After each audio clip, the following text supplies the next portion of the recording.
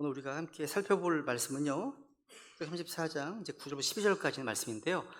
이 9절에 보시면 모세가 이제 주님 앞에 무릎을 꿇고 이제 간구하는 장면으로 시작됩니다. 여기서 모세는 이제 세 가지 중보기도를 드립니다. 한번 다시 볼까요? 9절 한번 읽어볼까요? 다시. 네. 오 주여, 이제 내가 주의 눈앞에서 은혜를 입었거든. 원하건대 내 주께서는 우리 가운데서 함께 가소서. 이 백성은 목이 뻣뻣한 백성이니이다. 우리의 불법과 우리의 죄를 용서하시고 우리를 주의 상속물로 삼으소서 하니라. 지금 모세는 하나님께 간구하고 있습니다. 근데 시작을 보세요. 지금 시작이요, 자신의 어떤 공로나 자격이 아닙니다. 내가 주의 눈앞에서 은혜를 입었거든. 이게 되게 중요합니다. 은혜를 입었거든. 그러니까 이 은혜를 전제로 합니다. 내가 주의 눈앞에서 은혜를 입었거든. 그러니까 이 기도는요, 내가 뭐 거룩하니까, 내가 뭐 잘했으니까, 내가 경건하니까 들어주옵소서, 이게 아니라 나는 자격이 없지만 하나님의 은혜를 말미암아 이런 마음에서 기도하는 겁니다. 그래서 어떤 성경신자가 그렇게 얘기했습니다. 하나님께서 우리에게 아무것도 빚진 것이 없다. 우리가 받은 모든 복은 은혜이다 라고 말입니다. 그렇습니다. 우리도 마찬가지죠. 우리는 하나님께 무엇을 요구할 수 있는 존재가 아니에요. 우리는 하나님께서 우리 편이 되시도록 설득할 능력이 없습니다. 우리가 그분의 편에 서야 되겠죠. 그죠? 예수 그리스도의 보혈의 공로와 그 은혜만이 우리가 주님 앞에 설 수 있는 유일한 근거입니다. 모세의 기도는요, 단순한 중보기도가 아닙니다. 하나님의 은혜가 없이는 우리가 아무 소망도 없음을 인정하는 신앙 고백입니다. 죄로 인해서 하나님과 단절된 백성을 대신해서 하나님의 긍휼하심과 은혜를 호소하고요, 주님의 함께하심을 구하는 기도입니다. 첫 번째 기도가 뭡니까? 원하건대 내 주께서는 우리 가운데서 함께 가소서. 이게 첫 번째 기도 제목입니다. 첫 번째, 우리 가운데 함께 가옵소서.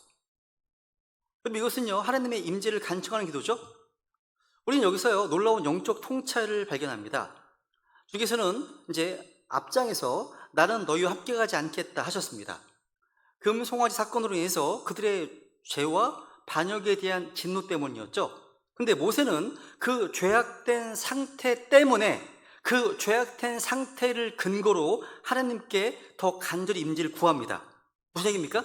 하나님께서 우리와 함께 계실 때에도 이렇게 문제가 많은데, 만약 하나님께서 함께 하지 않고 우리를 떠나신다면 우리는 완전히 망할 수밖에 없습니다. 그런 얘기예요. 주님, 그렇기 때문에 더더욱 주님께서 함께 하십니다. 그런 얘기입니다. 우리는 목이 뻣뻣한 백성입니다. 주님 없이는 망합니다. 이런 자세예요, 지금. 우리가 살고 있는 이 세상은요, 마찬가지예요. 세상은 교만하고요, 진리가 땅에 쓰러져 있고요, 하나님의 말씀 무시하고요, 목이 뻣뻣하게 하나님을 거부합니다. 이런 시대에 우리가 해야 할 기도가 무엇입니까?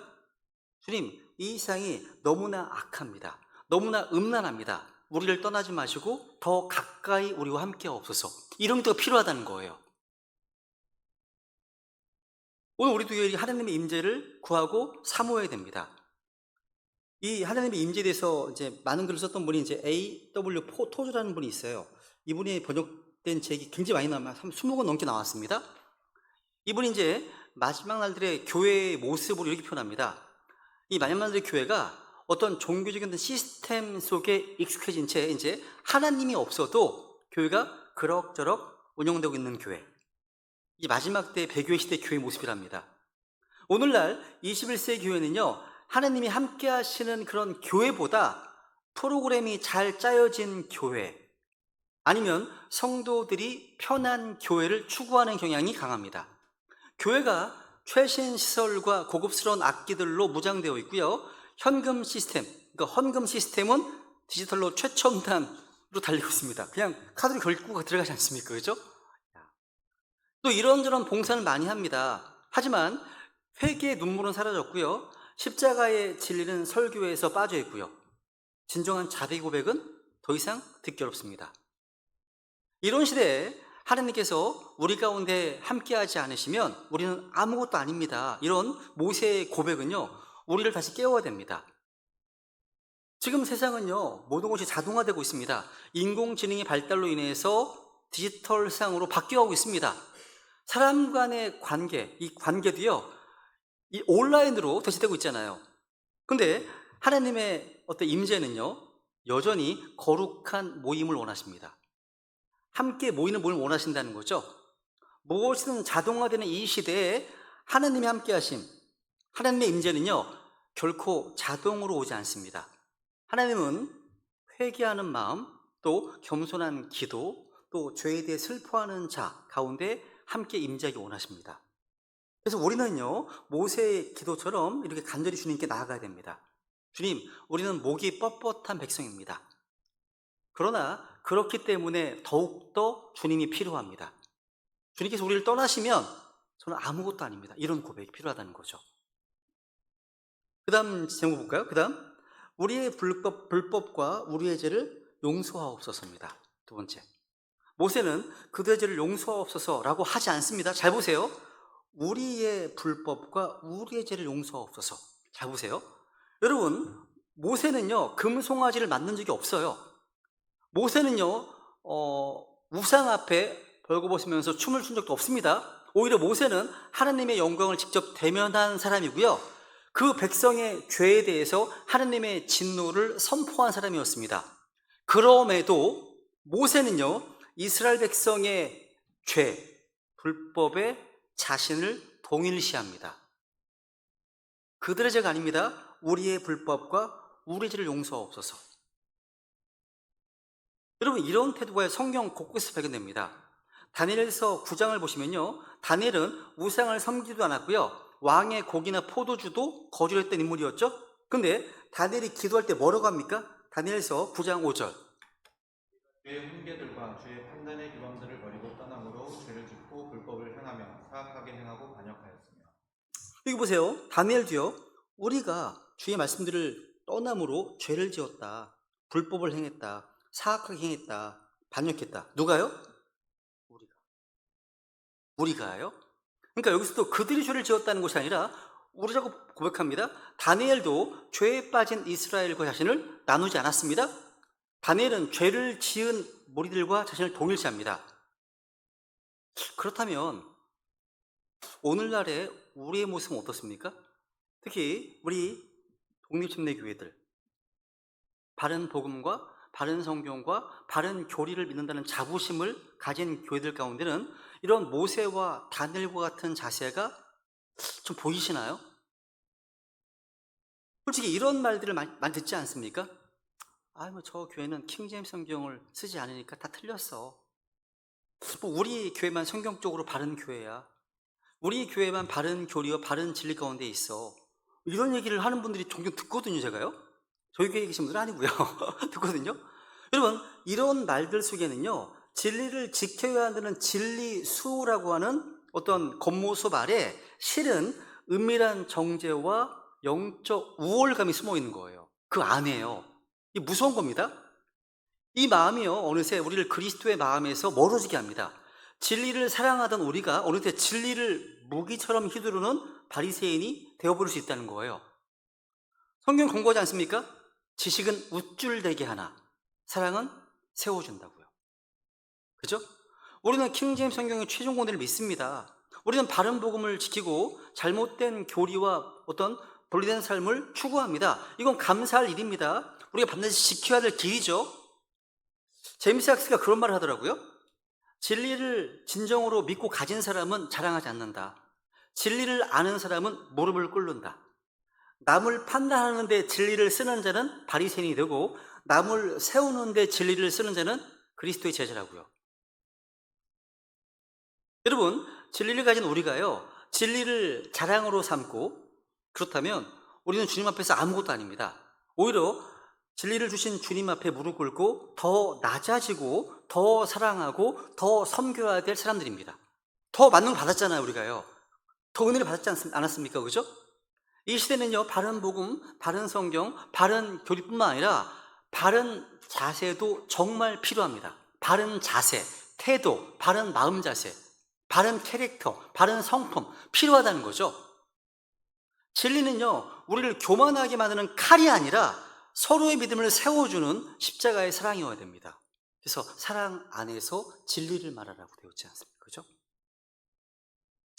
모세는요, 자신의 백성의 죄를 감추지 않았습니다. 이렇게 기도하지 않습니까? 모세는요, 그죠? 우리의 불법과 우리 죄를 용서하시고 말씀하십니다, 그죠? 이게 진정한 중보자의 고백입니다. 죄를 감추거나 변명하지 않습니다. 있는 그대로 하나님의 긍휼 앞에 내어놓는 겁니다. 그죠? 모세는 고백하는 겁니다. 우리는 죄인입니다.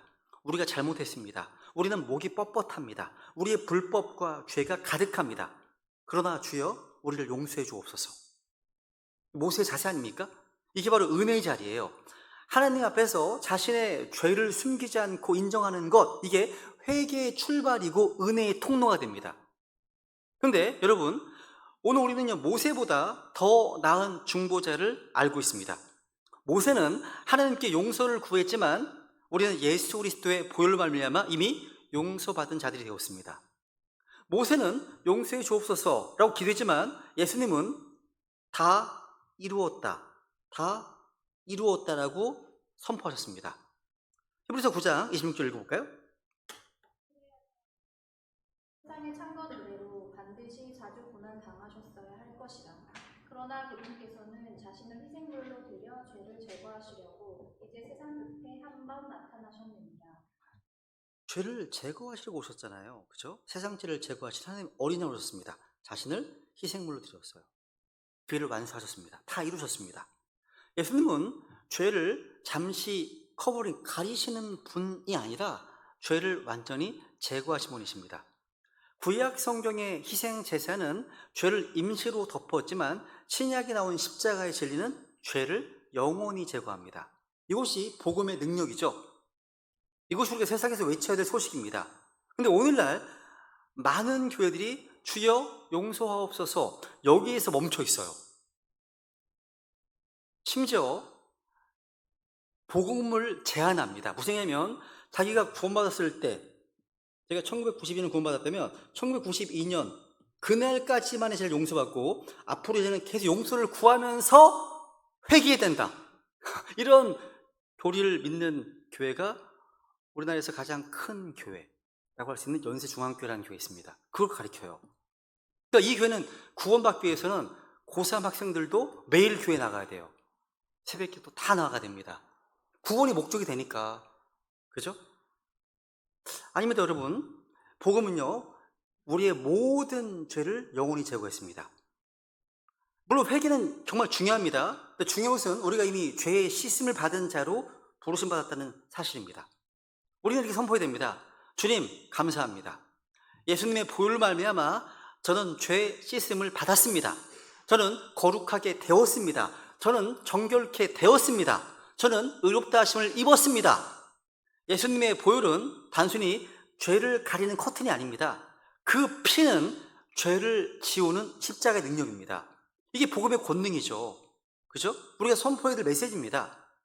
그러니까 우리 이제는요, 우리 용서해 주옵소서 여기에 머물지 마시고 이제 회개했다면 한 걸음 더 나아가서 감사합니다. 예수님의 피로 이 죄의 죄를 용서해 주셨으므로 감사합니다. 이게 나가야 되겠죠? 그죠? 예수님의 피는 우리가 영원히 찬양해야 될 찬양, 영원토록 할 말입니다. 우리가 할 말, 고백할 말이라는 거죠. 그죠? 그 피로 말미암아 우리 죄는 기억되지 않고요, 다시는 정죄당하지 않습니다. 우리를 죄에서 해방하시고 우리를 깨끗하게 하신 분은 오직 예수 그리스도 한 분뿐이시라는 것. 세 번째 제목이 뭐예요? 기도 제목이 뭡니까? 우리를 주의 상속물로 삼으소서라는 제목입니다. 모세가 이렇게 기도합니다. 주여, 우리가 부족한 거 주님께서 아시지 않으십니까? 우리는 목이 뻣뻣하고 완고한 백성을 주님께서 다 아시지 않습니까? 그럼에도 불구하고 주님, 우리를 주의 상속물로 삼아 주옵소서.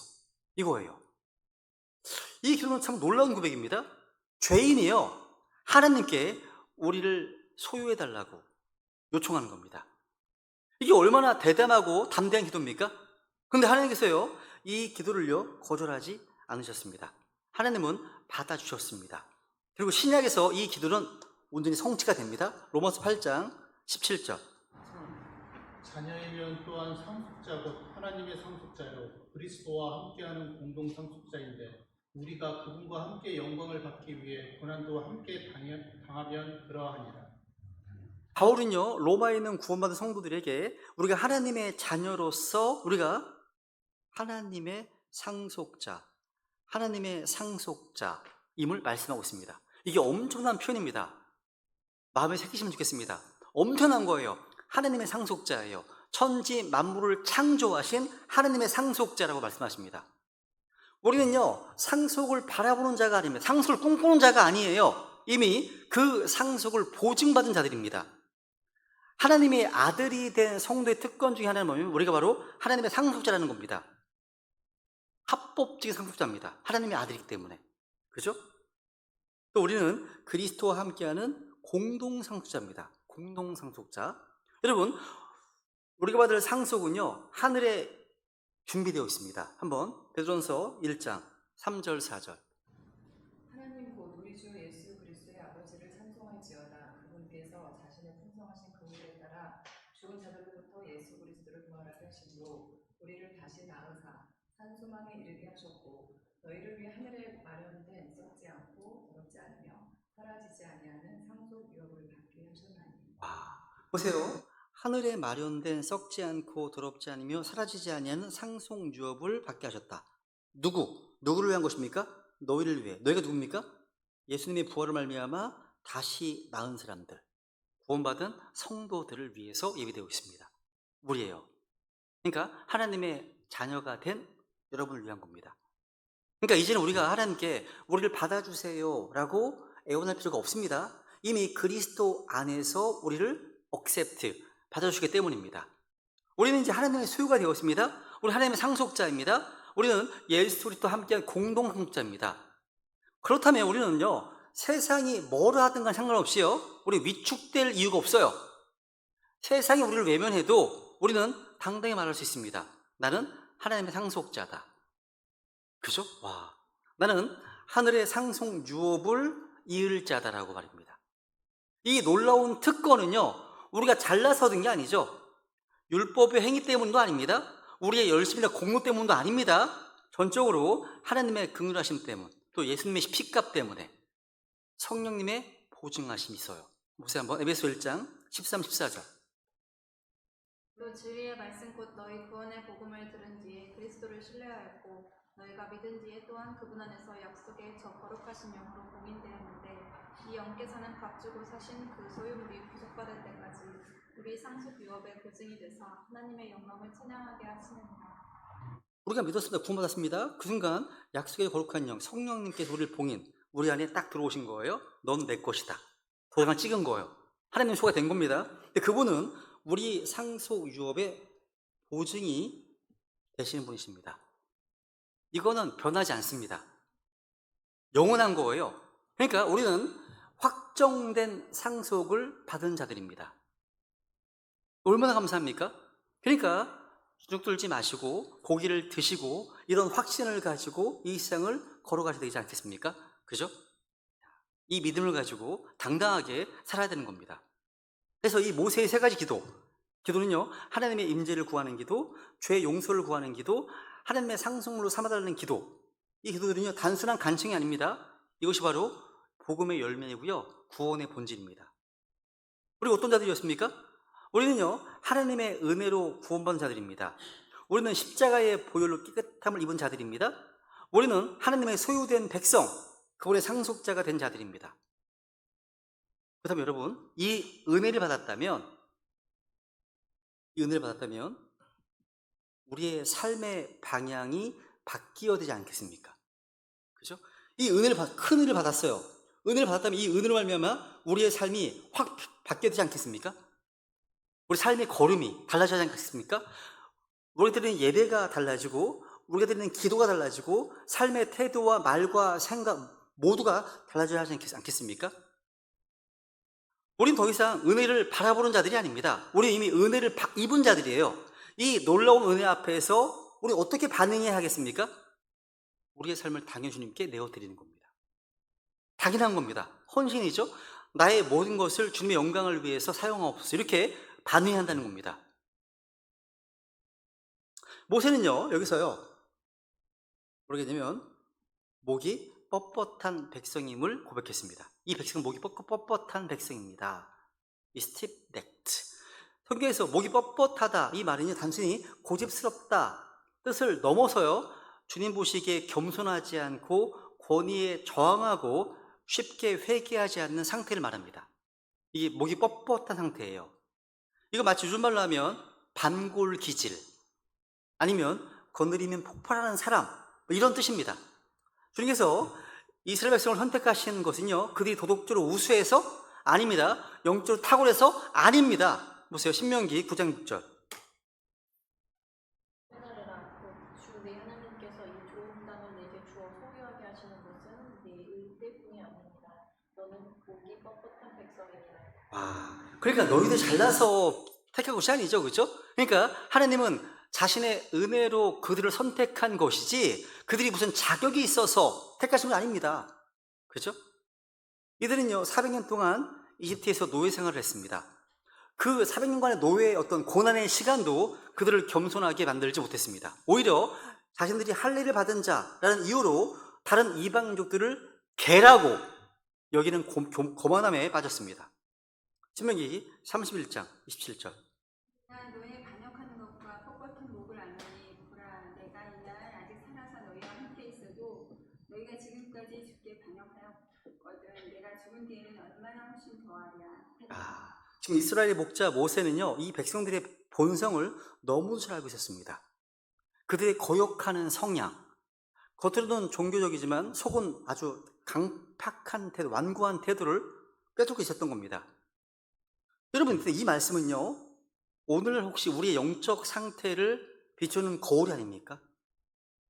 오늘의 성경 신자들이 나는 바른 교리를 믿는다, 나는 바른 성경을 쓴다, 나는 동침내 교회 멤버다, 이런 것으로 자신을 아주 꽤 괜찮게 여기고 다른 사람들과 다른 교회를 쉽게 판단하고 다른 성경을 쓰는 교회는 다 틀렸다고 생각하면 정죄하고 너무나 쉽게 다른 교회와 다른 사람들을 깎아내리는 경우가 많이 있지 않습니까?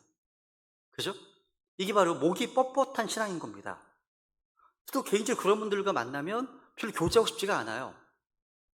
여러분, 물론 잘못된 복음과 거짓 교리에 대해서는요 냉철하게 분별해야 됩니다. 그죠? 근데 우리의 마음 자세와 태도는 겸손해야 되죠. 그죠? 사랑 안에서 진리를 증언해야 됩니다.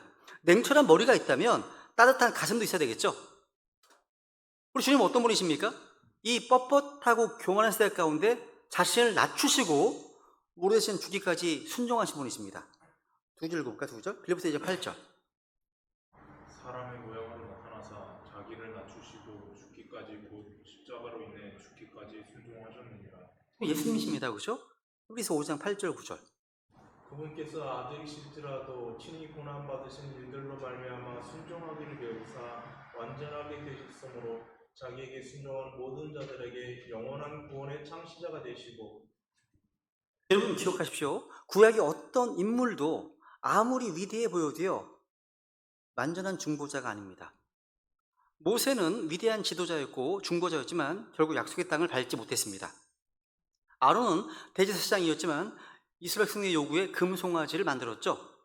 다윗도 하나님 마음에 합한 자였지만 간음과 살인의 죄에 빠졌습니다. 그러니까 그 누구도요 완전하지 않습니다. 단 한 분 예수 그리스도만이 완전하신 중보자십니다. 주님께서 완전하게 순종하셨기 때문에 우리 또한 완전하게 구원받았습니다. 이제 우리는 그 그리스도와 함께한 공동 상속자가 되었죠. 이게 얼마나 큰 은혜입니까? 그래서 오늘날 우리에게 또 그래야 됩니다. 주님, 우리는 목이 뻣뻣한 백성입니다. 저도 마찬가지입니다.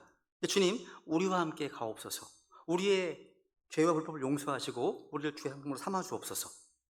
여러분, 진리를 알고 있다는 것, 구원을 확신한다는 것, 바른 성경과 바른 교회에 있다는 것은요 우리를 높이게 하는 자격이 아니라 더 큰 책임과 사명이 있는 것이고 더 낮아져야 될 이유입니다. 그게요.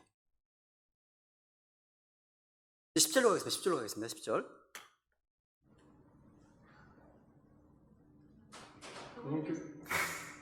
샤mom이신데요. 네. 네.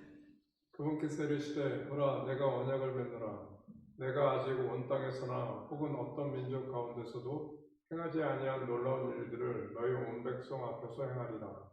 너와 함께하는 온 백성이 주의 일을 보리니 이는 그 일이 내가 너와 함께하며 행할 두려운 일이기 때문이니라. 여기 보세요. 지금 하나님은 단순히요 내가 너희를 사랑한다, 말씀하신 게 아니라요.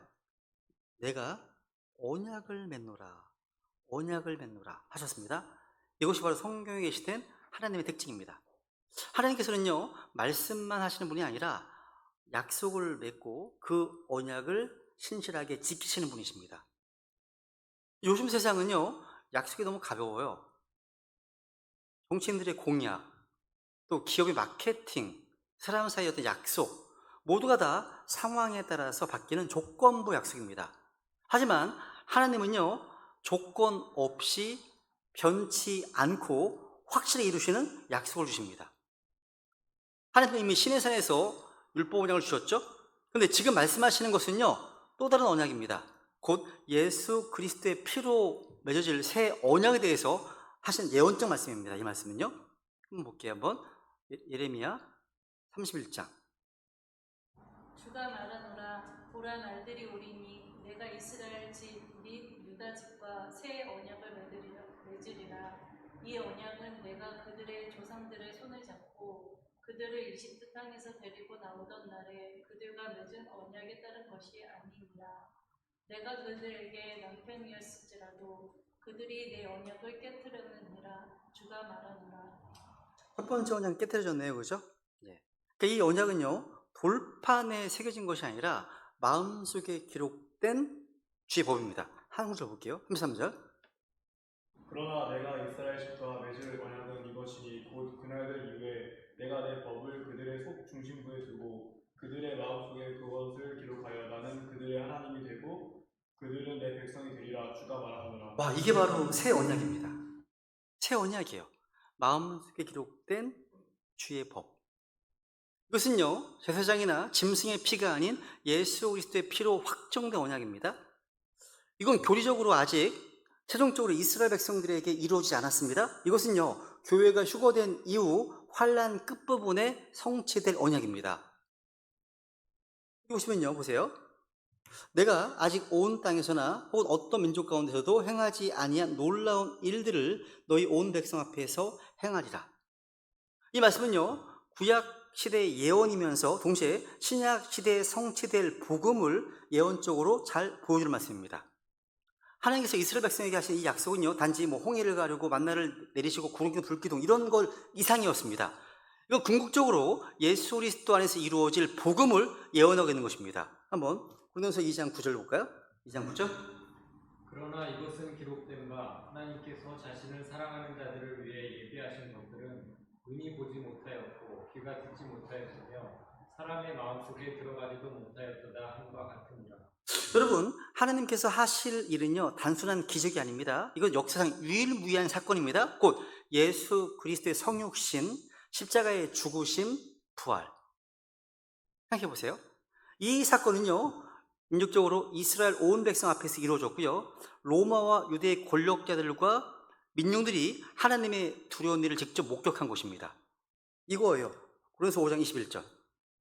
하나님께서 죄를 알지 못한 그분을 우리를 위해 죄가 되게 하신 것은 우리가 그분 안에서 하나님의 의가 되게 하려 하심이라. 이게 얼마나 놀랍고 두려운 일입니까? 이 일은요, 죄 없으신 하나님의 아들께서 사람의 죄가 되어서 십자가에서 저주를 받는다. 인류의 죄가 하나님의 진노 아래에 드러난 그날이야말로 아직 어떤 민족도 경험하지 못한 무섭고 놀라운 날이었습니다. 보시면요, 너와 함께한 온 백성이 주의 일을 보리니. 이 말씀도 예언적 말씀입니다. 하나님은 모세 한 사람과 맺은 언약을 통해 온 백성 앞에서 자신의 일을 보이셨습니다. 그런데 이 말씀의 궁극적인 성취는 환란기에 이스라엘 백성을 두고 하신 말씀입니다. 한번 보세요. 이게 어떤 일인가 보세요. 두려운 일, 놀라운 일 뭐냐면 히브리서 12장 26절. 그때는 그분의 음성이 땅을 흔들었지만 이제는 그분께서 약속하여 이르시되 내가 땅뿐만 아니라 하늘도 다시 한 번 더 흔드노라 하셨느니라. 와, 이게 언제 일어날 일입니까? 바로 대환란 때 있을 일이거든요. 이 말씀은 사실 학개서를 인용한 말씀입니다. 학개서 2장 6절입니다. 2장 6절. 군대들의 주가 이같이 말하노라. 조금 있으면 내가 다시 한번 하늘들과 땅과 바다와 육지를 흔들리라. 대환란 때는요, 하나님께서 하늘들, 땅, 바다, 육지가 흔들리는 것을 볼 수 있습니다. 이 말씀은요, 비유나 상징이 아닙니다. 실제 이 땅에서 일어날 일입니다. 하늘과 땅이 흔들려요. 심지어 하늘의 별들도 흔들립니다. 하늘의 권능들도 흔들립니다. 일이 언제입니까? 대환란 때예요. 보세요. 그날들의 환란 뒤에 즉시 해가 어두워지고 달이 자기 빛을 내지 아니하며 별들이 하늘에서 떨어지고 하늘들의 권능들이 흔들릴 것이며. 이게 얼마나 두렵고 놀랍겠습니까, 이게요. 즉 이스라엘은요, 앞으로 이러한 두려운 일들을 직접 보게 됩니다. 하늘과 땅이 흔들리고 짐승과 거짓된 자가 환란 성도를 핍박하고 예수 그리스도께서 하늘의 군대와 함께 재림하실 때 그분을 찌른 자들이 그분을 볼 것이고 두려움에 휩싸게 될 것입니다.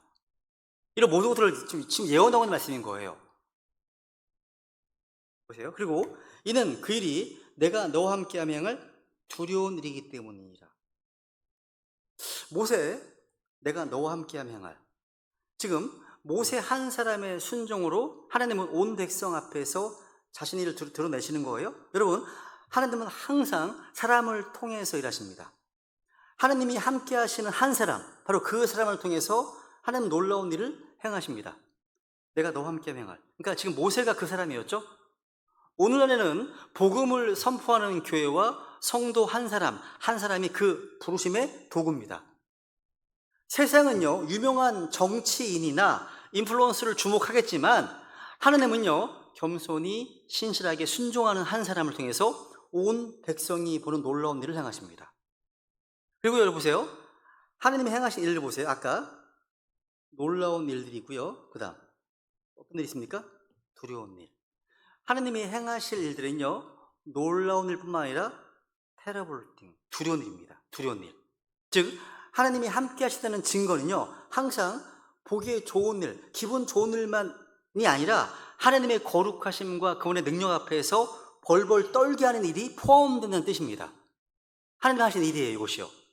예를 들어서 사도행전 5장에 보시면 성도였던 아나니아와 삽비라가 거짓말을 하자 하나님은 그들을 그 자리에서 생명을 거두시죠. 그대로 성경은요, 이렇게 말씀합니다. 사도행전 5장 11절. 그들은 모든 자들에게 큰 두려움이 닥치니라. 큰 두려움이 닥치니라. 오늘날 많은 교회들이요, 하나님을 사랑의 하나님, 은혜의 하나님으로만 가르칩니다. 성경은 분명히 말합니다. 어떻게 해요? 이는 내가 너와 함께 행할 일이 두려운 일이기 때문이라. 하나님은 거룩하십니다. 하나님은 심판자이십니다. 하나님은 자기 백성과 언약을 지키되 죄와 타협하지 않으시는 분이십니다. 그래서 오늘날 많은 교회들이 은혜와 사랑을 말하지만 두려움은 잃어버렸습니다. 하나님의 임재에 대한 두려움, 말씀의 권위에 대한 경외심, 교회에 대한 예민성, 민감성을 잃어버렸습니다. 오늘 성도들은요, 예배 끝나고 나면 내가 뭘 느꼈는지로 평가해요. 예배 오늘 참 좋았어, 별로였어, 뭐 이렇게 평가하고 있죠. 좀 길었어, 뭐 이렇게, 그죠? 자기 느낌으로 평가하지 않습니까, 그죠? 근데 진정한 예배는 하나님의 거룩하심 앞에 내가 얼마나 작고 부정한 존재인지를 깨닫는 시간입니다. 여러분, 하나님은 지금도 자신의 백성 앞에서 놀라운 일을 행하고 계십니다. 근데 그 일은 단지 내가 보기에 좋은 일만이 아니라 두려움을 동반하는 일도 일이기도 한다는 사실. 이 10절 말씀은요, 단순 역사적 기사가 아니에요. 새 언약의 약속이고요, 마지막에 있을 두려운 하나님의 심판에 대한 예언입니다. 11절로 가겠습니다. 11절. 너는 내가 이날 내게 명령하는 것을 준수하라. 보라, 내가 내 앞에서 아모리 족속과 가나안 족속과 헷 족속과 브리스 족속과 히위 족속과 여부수 족속을 쫓아내노니. 이 말 잘 보세요. 지금 하나님 말씀하십니다. 하나님은 앞에서 내가 언약을 맺겠다, 내가 두렵고 놀라운 일을 행하겠다. 그러면 우리 인간은 아무것도 하지 않고 가만히 있으면 될까요? 아닙니다. 너는 내가 이날 내게 명령하는 것을 준수하라. 무슨 얘기입니까, 이게요? 언약에는 반드시 순종의 반응이 요구되는 거예요. 하나님은 말씀하십니다. 하나님은 일하십니다. 그런 분이십니다. 근데 그것은요, 인간의 책임을 배제하지 않습니다. 빌립보서 2장 갈게요. 2장 12절. 유명 말씀 안 했죠? 2장 12절. 그러므로 내 사랑하는 자들아 너희가 항상 순종한 것 같이 내가 있을 때뿐만 아니라 지금 내가 없을 때에도 더욱더 순종하여 두려움과 떨림으로 너희 자신의 구원을 일하여 드러내라. 두려움과 떨림으로 너희 자신의 구원을 work out, 일하여 드러내라. 말씀하시네요. work out your salvation이에요. 그죠? 이 말씀은요, 개역성경처럼 너희 구원을 이루라. 행위 구원이 아닙니다. 그런 얘기가 아닙니다. 구원받았다면 구원받은 자답게 책임 있는 삶을 살라는 뜻이죠. 그죠? 근데 개역성경을 비롯한 오늘의 성경들은요, 구원을 이루라, 구원을 완성하라, 이렇게 변기시켰습니다. 여러분, 구원은요, 단번에 완성된 사역이에요. 구원은 하나님의 선물이에요. 그런데 성경이 바뀌니까 이 구원을 어떤 점진적인 과정으로, 진행으로 이렇게 만들어버렸다는 거죠. 아닙니다. 우리가 선포하는 구원, 우리가 받은 구원은요, 진행이 아니라 완료예요, 완료. 구원은요, 우리가 이루는 게 아니죠. 주님께서 다 이루었다, 다 이루신 겁니다. 이 말씀은 우리가 은혜로 얻은 구원을 두려움과 떨림으로, 순종을 통해서 일하여 드러내라는 거예요. 받았으면 드러내라는 거예요. 그 얘기입니다, 지금. 그러니까 구원을 이래서 드러내는 것이 아니라 이래서 드러내기 위해 필요한 게 뭐예요? 순종이에요, 순종이라는 겁니다. 즉, 하나님의 언약은 은혜이지만 우리의 태도는 뭐예요? 거룩과 순종이어야 한다는 겁니다. 그리고 이 순종은요, 먼 미래의 순종이 아닙니다. 지금 바로 이 순간의 순종을 강조합니다. 다시 보세요. 너는 내가 이날 내가 네게 명령한 것을 준수하라. 언제예요? 이날입니다, 이날. 그죠? 히브리서 3장 15절 말씀. 주께서 이르시되 오늘 너희가 그분의 음성을 듣거든 경노하게 하던 때에 한 것 같이 너희 마음을 강팍하게 하지 말라 하셨으니. 오늘 하나님 말씀 들었으면요, 오늘 그 말씀에 반응하면 돼요. 순종하면 되는 겁니다. 마음을 강팍하게 하면 안 되는 거죠. 그죠? 그러니까 우리의 믿음은요, 언젠가 하겠다는 결심이 아니라 내일부터, 이게 아닙니다. 성경은요, 오늘 내가 순종하겠다고 하는 결단이며 결정이어야 됩니다. 오늘이에요, 오늘. 토대입니다. 하나님은 이날, 오늘 일하시는 분이시고요, 주님의 역사에는 항상 지금 순종하는 자가 동참하게 되는 겁니다. 지금. 중요한 거죠. 다시 보세요. 그리고 또 보세요. 여기 이제 이 말씀은요, 전쟁의 주체가 하나님이심을 보여줍니다.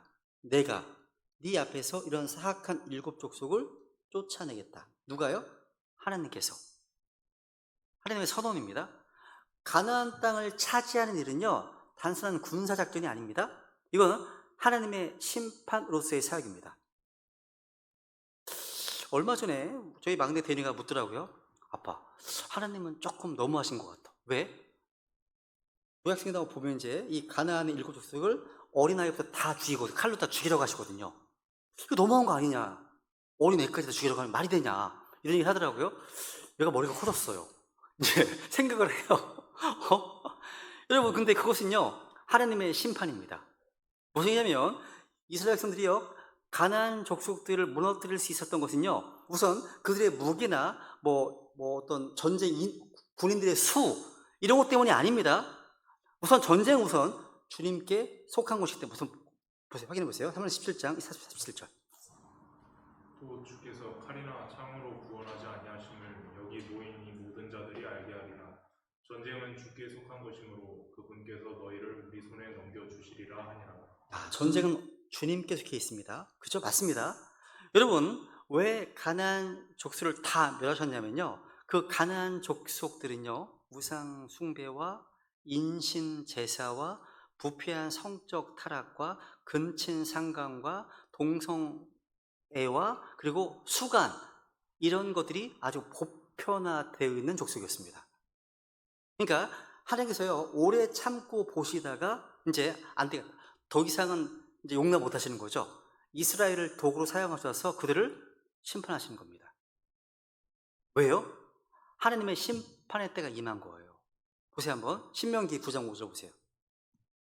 내가 가서 그들의 땅을 소유하는 것은 내 의 때문이 아니고 내 마음이 올바르기 때문도 아니니라. 오히려 이 민족들의 사악함으로 인해 주 내 하나님께서 그들을 내 앞에서 쫓아내시나니 이것은 주께서 내 조상들인 아브라함과 이삭과 야곱에게 맹세하신 말씀을 친히 이행하려 하심이니라.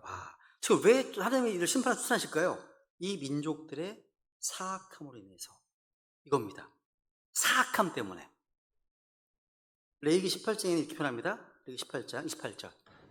이것은 너희가 그 땅을 더럽힐 때 그 땅이 너희 전에 있던 민족들을 토해낸 것 같이 또한 너희를 토해내지 못하게 하려 함이니. 레위기 18장이나 19장, 20장 보시면요, 그 당시 가나안 족속의 여러 가지 죄악들이 막 나오는데 와, 읽을 수가 없어요. 너무 정말 더티해요. 너무 사악합니다. 그 족속이요. 그래서 그 족속의 죄가 너무 사악하기 때문에 이제 토해낸 것 같이 말씀하시는 거예요. 그러니까 그 땅은요, 거룩함을 요구하는 땅입니다.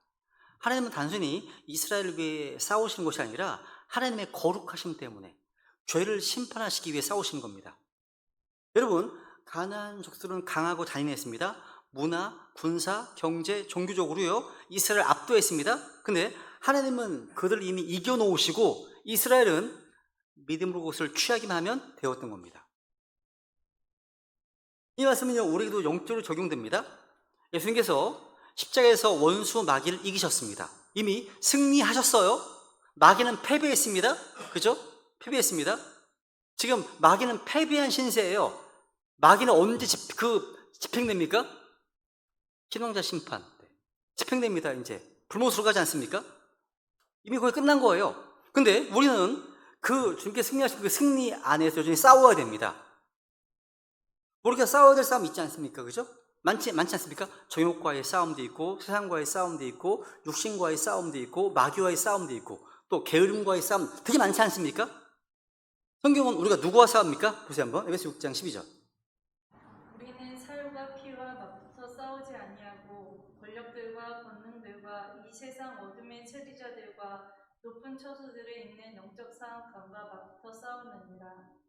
보세요. 우리는 지금 이 말씀 분명하지 않습니까? 우리는 살과 피와 맞붙어 싸우지 않습니다. 살과 피, 사람들입니다. 육신을 가리키는 거죠. 우리는 사람과 싸우지 않습니다. 잘 보세요. 우리는요, 어떤 정치인이나 어떤 법조인이나 어떤 종교 지도자가 우리의 적이 아닙니다. 우리는요, 그들 뒤에 있는 보이지 않는 세력, 곧 마귀의 권세와 영적 사악함과 싸우는 거예요. 이게 주적이에요. 사람이 아니라는 거죠.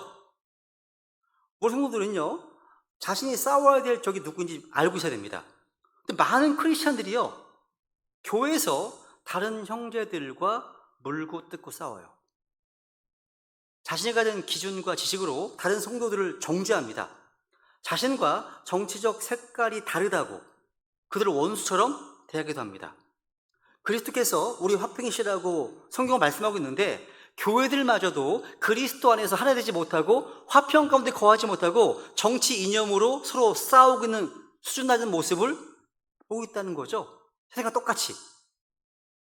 어떤 크리스찬들은요, 정치개혁이나 사회정의라는 이름 아래 마치 이 세상의 불의와 불법과 싸우려고 모습도 봅니다. 근데 이 모든 것은요, 허공을 치는 싸움이에요. 왜냐하면 고린도서 9장 보세요. 그러므로 내가 이와 같이 달리되 목표가 불확실한 것처럼 하지 아니하며 이와 같이 싸우되 허공을 치는 자 같이 하지 아니하며. 허공을 치는 자 같이 싸우는 것이 나오죠, 그죠? 예수님은 결코 정치 개혁을 위해서 오신 분이 아닙니다. 그 당시 부패한 로마를 개혁하기 위해서 오신 것이 아닙니다. 예수님은요, 죄로부터 이뤄진 혼들을 구원하기 위해서 십자가에 죽으셨습니다. 정치는 사람을 바꾸지 못하지만 그리스도의 복음은요, 사람을 거듭나게 합니다. 교회의 초점이 뭐가 돼야 돼요? 복음이 돼야 돼요. 그죠? 우리는 이 땅의 정치를 위한 싸움이 아니라 하늘에서 속한 영적 싸움을 해야 하는 자들이라는 거죠. 이 복음을요, 정치 이데올로기와 섞어버리는 오류를 보면서 안 된다는 거예요. 성경은요, 우리가 누구와 싸워야 한다고 말씀하십니까? 마귀입니다. 마귀의 세력들인 거예요. 권력들과 권능들과 이 세상 어둠의 치리자들과 영적 사악함입니다. 왜? 이들이 온 세상을 지배하고 있기 때문에. 마귀는요, 이 세상의 통치자이고요, 공중을 잡은 통치자입니다. 뿐만 아니라 우리는 뭐와 싸워야 됩니까? 죄와 싸워야 돼요, 죄와. 히브리서 12장 4절. 너희가 죄와 싸우되 아직 피 흘리기까지 대항하지는 아니하였느니라. 뭐와 싸워야 됩니까? 죄와 싸워야 됩니다. 우리는 죄와 싸우고 죄를 이기고 또 죄를 다스려야 됩니다. 또한 베드로서 2장 11절 보시면 육체의 정욕, 그러니까 혼을 대적한 육체 정욕과 싸워야 됩니다. 내가 나그네와 순례자인 너희에게 간청하노니 혼을 대적하여 싸우는 육체의 정욕들을 삼가라. 육체의 정욕들을 삼가라 말씀하시네요.